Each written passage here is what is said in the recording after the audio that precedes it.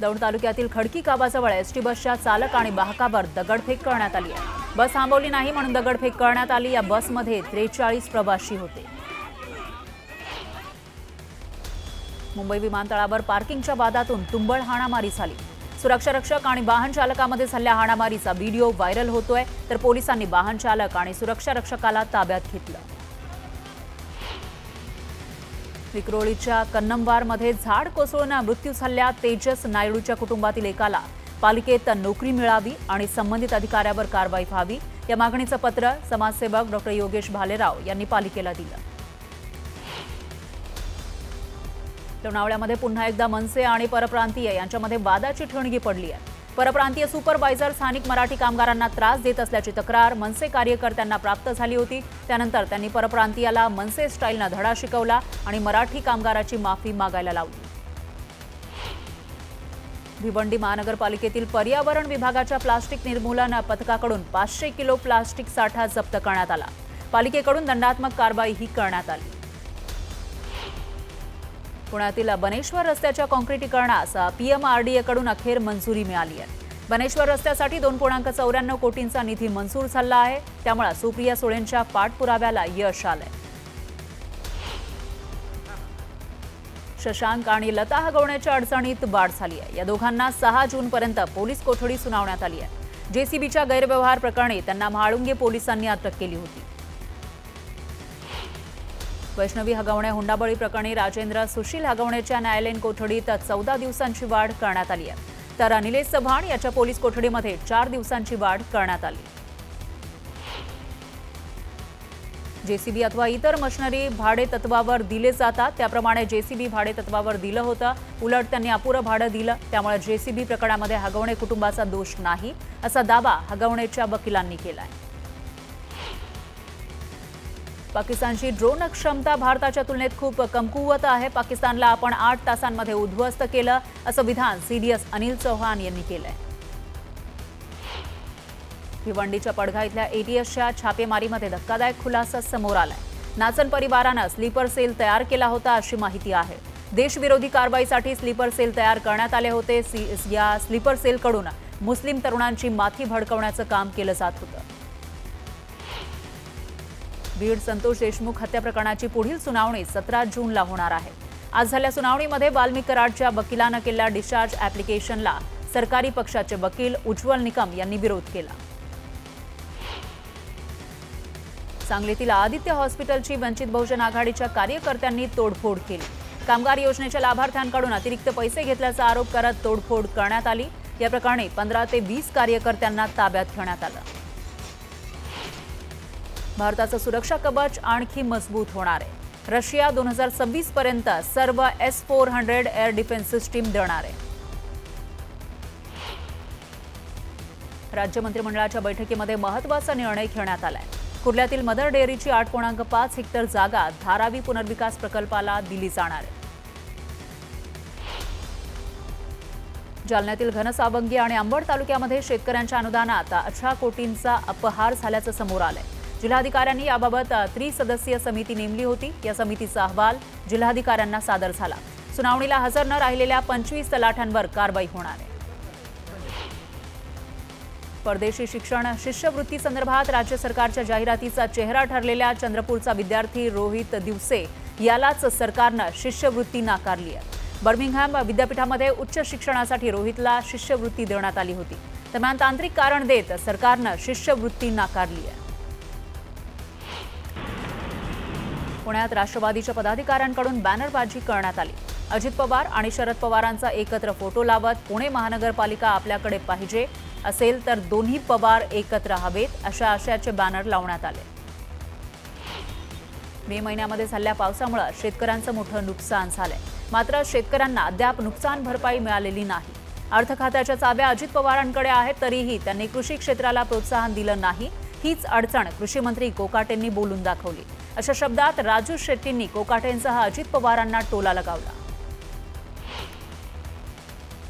पुण्याच्या नारायणगाव इथल्या शेतकरी मेळाव्यातून शेतकऱ्यांनी शेती आणि शेती उत्पादनाबाबत व्यथा मांडल्या। यावरून केंद्रीय कृषी मंत्री शिवराजसिंग चौहान यांनी राज्याच्या कृषी विभागाच्या कारभारावर प्रश्नचिन्ह उपस्थित केलं। तुम्ही आम्हाला लोकांचं मन जिंकण्याचा मार्ग दाखवला, त्यामुळे आम्ही राज्यामध्ये लाडकी बहीण योजना आणली. लाडकी बहीण योजनेमुळे सर्वात मोठा विजय मिळाला. महायुतीच्या विजयाचं श्रेय तुम्हालाही जातं, अशा शब्दात उपमुख्यमंत्री अजित पवारांनी कृषी मंत्री शिवराजसिंग चौहान यांचं कौतुक केलं. राष्ट्रवादीच्या सुधाकर घारे यांनी पत्रकार परिषदेतून महेंद्र थोरवे आणि दळवींवर पलटवार केला. सुनील तटकरे यांचं नाव घेतल्याशिवाय थोरवेंचं राजकारण चालत नाही. आमदार थोरवे म्हणजे रायगडचा वाल्मिक कराड, अशा शब्दात घारेंनी थोरवेंवर निशाणा साधला. गिरीश महाजन यांच्या वक्तव्याचा संजय राऊतांनी चांगला समाचार घेतला. गिरीश महाजन यांचा पक्ष तरी जागेवर आहे का? भ्रष्ट ठेकेदार लोक आमचा पक्ष जमीनदोस्त करायला निघालेत. लोकांना धमक्या देऊन पक्ष फोडण्यासाठी भाजपनं दलाल म्हणजेच गिरीश महाजन यांना नेमलंय, असा हल्लाबोल संजय राऊतांनी केला.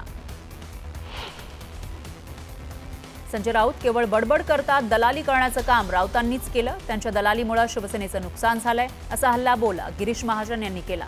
युबीटीमध्ये राहायला कोणीही तयार नाही, अशी टीकाही केली.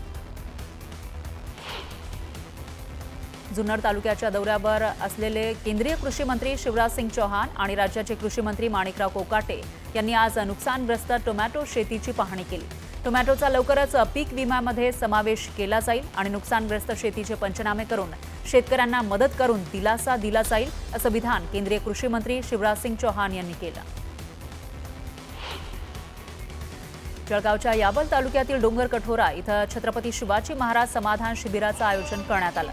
या शिबिरात पंचायत समितीच्या घरकुल विभागाचे अधिकारी गैरहजर राहिले, त्यामुळे आमदार अमोल चावळे यांनी नाराजी व्यक्त केली. गोपीनाथ गडावर महाप्रसादाची पंगत होती. यावेळी गोपीनाथ गडावर भाजप नेत्या मंत्री पंकजा मुंडे, माजी मंत्री धनंजय मुंडे यांनी पंगतीमध्ये बसून जेवणाचा आस्वाद लुटला. नागपुरातील जिल्हा परिषदेच्या शाळांच्या निकृष्ट बांधकामाबाबत पालकमंत्री चंद्रशेखर बावनकुळेंनी संताप व्यक्त केला. नागपूरच्या जिल्हा परिषदेच्या सभागृहात बावनकुळेंनी आढावा बैठक घेतली. यावेळी सर्व शिक्षा अभियानाच्या अधिकाऱ्यांना त्यांनी चांगलंच धारेवर धरलं. बीडमधील बिंदुसरा धरण ओसंडून वाहू लागलेलं आहे, त्यामुळे धरणावर पर्यटक मोठी गर्दी करतायत. अशातच अतिउत्साही पर्यटक स्टंट आणि हुल्लडबाजी करताना दिसतायत, त्यामुळे प्रशासनानं सुरक्षा रक्षक नेमावेत, अशी मागणी सामाजिक कार्यकर्त्यांनी केली आहे. रत्नागिरी जिल्ह्यातील खेड तालुक्यामध्ये पावसामुळे दरड कोसळून सुमारगड किल्ल्याची लोखंडी शिडी पडली, त्यामुळे सुमारगडचा संपर्क तुटला. वर्षभर शिवप्रेमींची या गडावर वर्दळ असते. यंदाच्या पावसाळ्यासाठी कोकण रेल्वे सज्ज झाली आहे. रेल्वे प्रशासनाकडून ड्रेनेज लाईन स्वच्छ करण्यात आली आहे, तर पुलाखालील पाण्याचा योग्य पद्धतीनं निचरा व्हावा यासाठी उपाययोजना केल्या जात आहेत.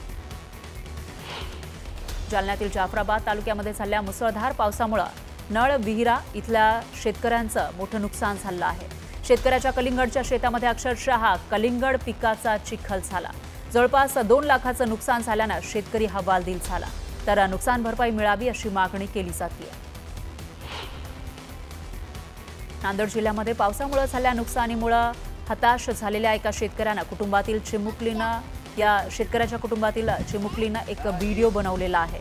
प्रशासन पंचनामे करण्यासाठी शेतात न आल्यानं मुलीनं व्हिडिओमध्ये तक्रार केली, तर हा व्हिडिओ व्हायरल झाला. त्यानंतर आमदार राजेश पवार यांनी प्रशासन अधिकाऱ्यांना सोबत घेऊन थेट चिमुकलीच्या शेतामध्ये येऊन नुकसानीचे पंचनामे करण्याचे आदेश दिले.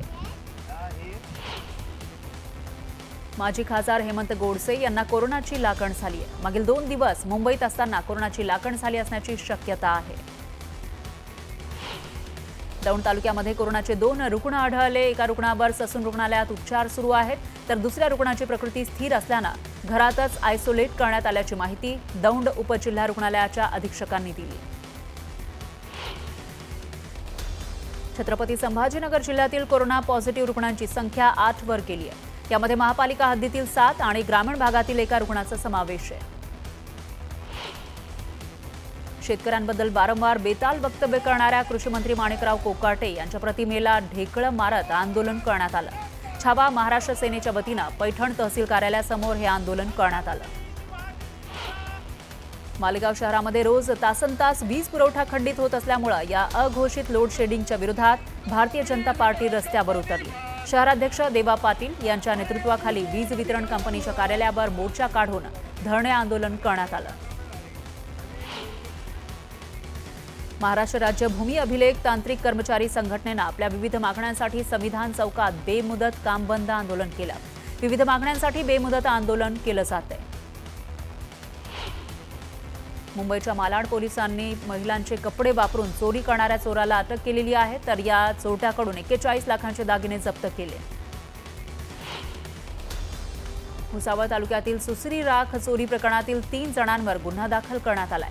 दीपनगर औष्णिक वीज निर्मिती केंद्रातून निघणारी राख चोरी झाल्यानंतर वरणगाव पोलीस ठाण्यामध्ये गुन्हा दाखल करण्यात आला होता। जळगावच्या तरसोद फाट्याजवळ राख वाहून नेणारा बल्कर हा उलटलेला आहे। चालकाचं नियंत्रण सुटल्यानं हा अपघात झाल्याची माहिती आहे, तर सुदैवानं या अपघातामध्ये जीवितहानी झाली नाही।